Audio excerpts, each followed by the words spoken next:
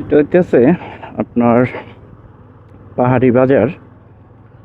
সারাদিন সূর্যের তাপ এত প্রখর ছিল যে বলে বোঝানো যাবে না।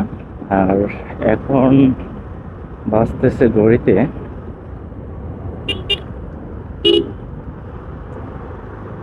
7টা 19। তার পাশে হচ্ছে পাহাড়, মাঝখানে এই রাস্তাটা। দিনের বেলা আসলে এর ভিউটা আরো বেশি সুন্দর দেখা যায়। আর রাতের বেলা এই রাস্তা দিয়ে আসা কতটুকু নিরাপদ, এটা যদি জানতে চান তাহলে আমি বলবো নিরাপদ না। কারণ হচ্ছে এটা হচ্ছে একটি দুর্গম রাস্তার মতো। দিনের বেলা আপনি যত আসবেন সমস্যা নেই, দিনের বেলাতেও রাস্তাটা ফাঁকা থাকে। আর রাতের বেলা তো আরও রাস্তা ফাঁকা একদম। আপনি যদি আসতে চান সর্বোচ্চ 8টা থেকে 9টা পর্যন্ত আপনি এই রাস্তা দিয়ে চলাচল করতে পারবেন। এছাড়া বেশি রাতে, আপনি গভীর রাতে এই রাস্তা দিয়ে না আসাই বেটার। এটাতে আপনার কয়েকটা ভয় থাকে। একটা হচ্ছে ডাকাতের ভয়, আর আরেকটা হচ্ছে আপনি যদি আপনার বাইকটা যদি ফিজিক্যালি কোনো সমস্যা হয়ে যায় তাহলে আপনি সারাইতে পারবেন না, আপনি কোনো প্রকার সাহায্য পাবেন না।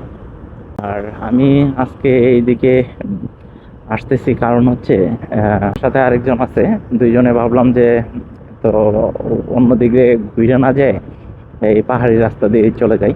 আমি যদি একা থাকতাম তাহলে কিন্তু আমি এদিকে আসতাম না।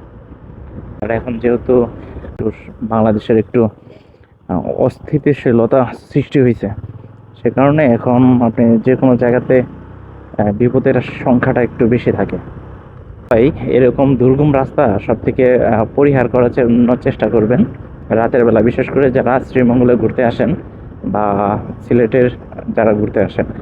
আমরা মোটামুটি এদিকে এক প্রকার চলাচল করতে করতে মোটামুটি লোকাল মানুষদের মতোই হয়ে গেছি। সে কারণে আমাদের একটু কোন সময় কি হওয়ার সম্ভাবনা নেই এটা আমরা আর কি বুঝতে পারি এবং জানি। আর বৃষ্টির দিনে তো এই রাস্তাগুলো আরো বেশি খারাপ হয়ে যায়, কারণ সন্ধ্যার পরে এদিকে বৃষ্টির সময় গ্রুপ ট্যুরেও আসা নিষেধ, কারণ পাহাড় ধসে রাস্তাগুলো বন্ধ হয়ে থাকে। সবাইকে বলবো এইসব পাহাড়ে যারা ঘুরতে আসবেন তারা সূর্যের আলো থাকতে থাকতে বেরিয়ে মানে চলে যাওয়ার চেষ্টা করবেন, নয়তো যে কোনো সমস্যার সম্মুখীন হতে পারেন। পাহাড়ে ঘুরতে আসেন, পাহাড়ের সৌন্দর্য উপভোগ করেন, যেন কোনো বিপদ ছাড়া পাহাড়ের সৌন্দর্য উপভোগ করেন। তো সবাই ভালো থাকবেন, সুস্থ থাকবেন।